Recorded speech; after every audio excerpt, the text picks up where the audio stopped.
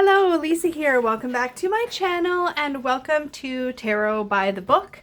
This is a new weekly series on my channel where I take you guys through a week ahead tarot reading and then we refer together to the book. And after I've read intuitively, we take a look at what the little white book or the guidebook that came with the deck has to say about the meaning of each card.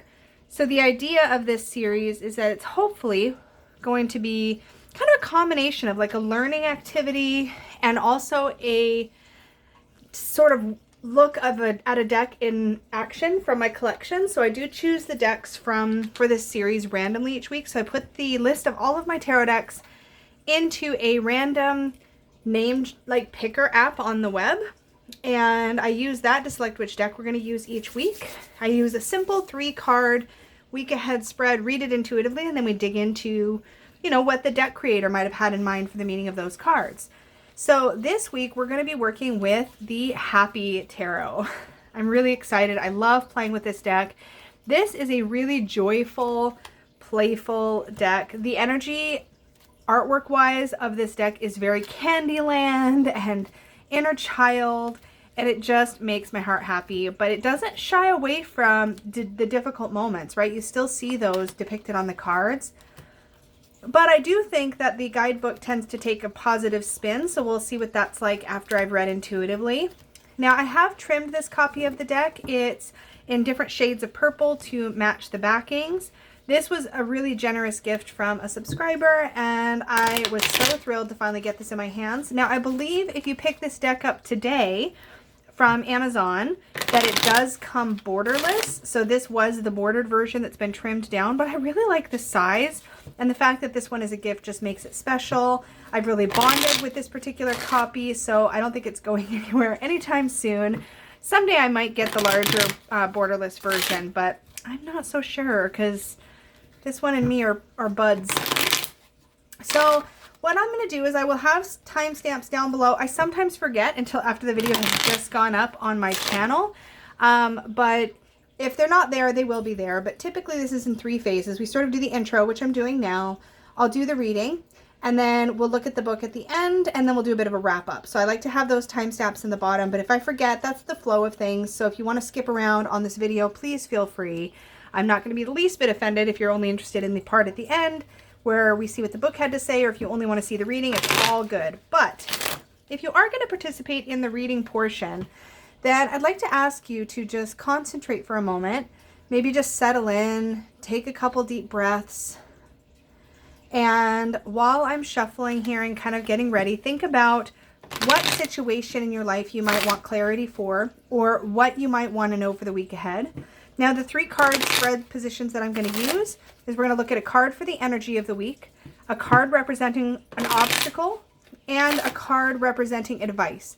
So you could take those same card positions and apply them to a situation in your life based on what intuitively comes through for me during this reading or what you hear at the end from the book. So you can take the energy of this reading any way you like and apply it how you like. And as always, take what works for you and leave the rest. This is all very subjective, the tarot, and you're going to be hearing my intuitive impressions based on the cards we draw. So this message is general for the collective. So not everything may resonate with you, but my hope is that it will, and that something from it will give you something that you can kind of chew on and think about as you move through the week ahead. All right, so I'm going to take a couple last shuffles and just really concentrate myself, and then we'll get started.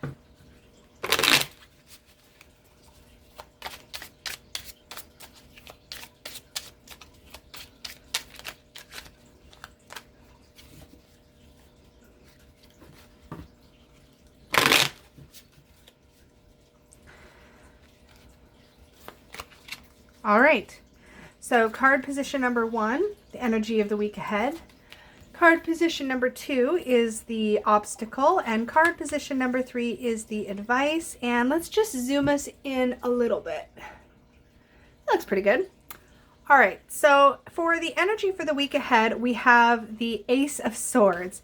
Now, this is a pretty dynamic Ace of Swords, but that tells me that in the week ahead, there's going to be a breakthrough of some kind, whether it's something that you've been working towards as far as studying, or whether it's something that you need to do to further your personal intellectual goals, something around the realm of thinking and ideas, is you're going to have a breakthrough this week. Something about that. The energy of this week is going to be very movement oriented, moving you forward and breaking through for you.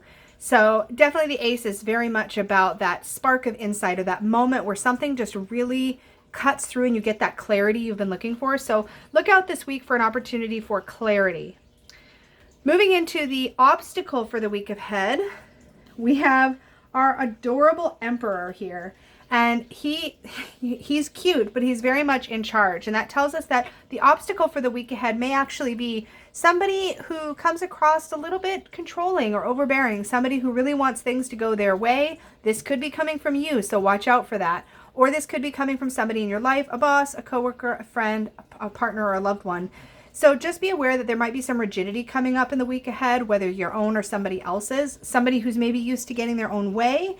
And just be aware that that might be something that crops up for you. And finally, the advice for the week ahead is the Strength card.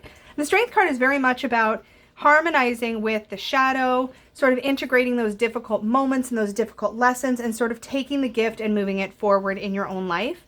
So my intuitive advice for that card for the collective is going to be, when you're facing this sort of difficult person, remember that overall, this week is about clarity for you. This week is about moving things forward in a really useful way. And the best way to do that is to just take some deep breaths, pull back from any intensity that comes through for you this week, and remember to sort of harmonize those difficult moments and look for the gifts in them, because there will definitely be gifts in them.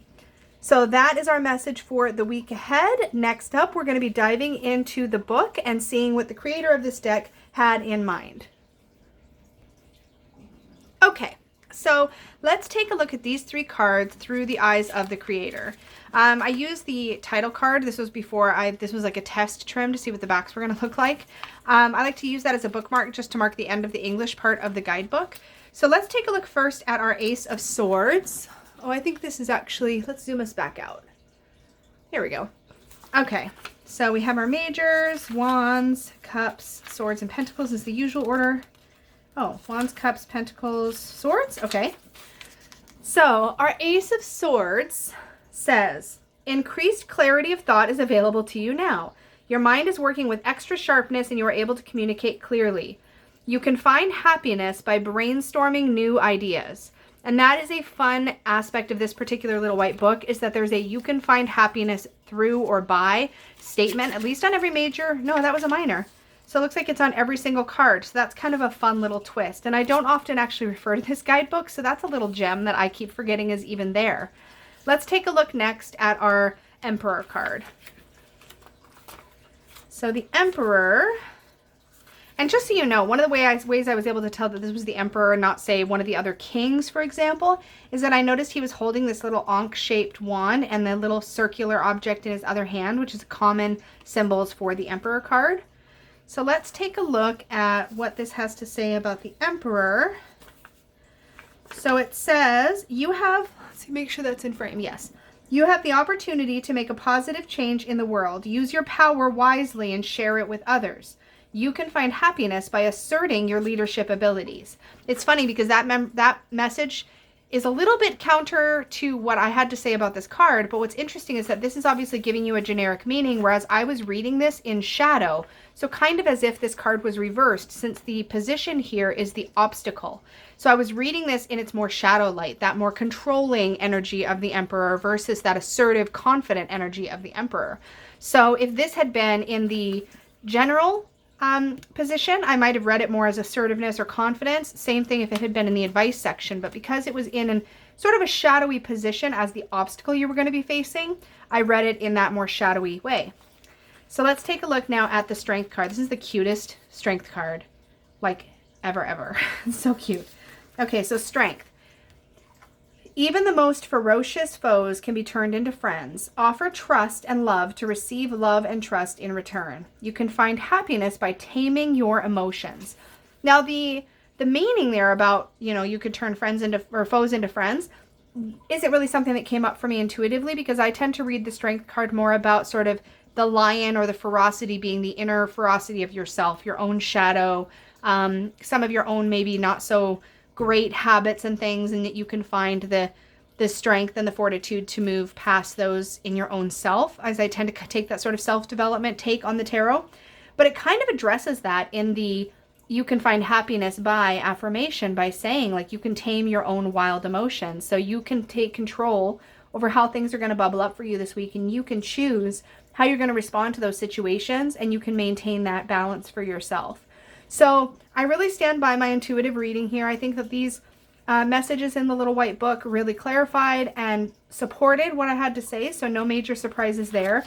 Loved just rediscovering those little you can find happiness affirmations in the little white book, and it's why I don't pitch these. I always keep them with my decks, and I always keep the guidebooks for my decks as well, even when I don't use them often, because every once in a while when you're working with the deck, it's fun to sort of dive back into what the guidebook has to say and take those little gems from it. All right, you guys, so this was the Happy Tarot and our message for the week ahead. Thank you so much for joining me for Tarot by the Book. And I really appreciate you guys hanging out with me. This is a really fun series. I'm enjoying doing it on my channel, and I will see you all in the next video. Bye, guys.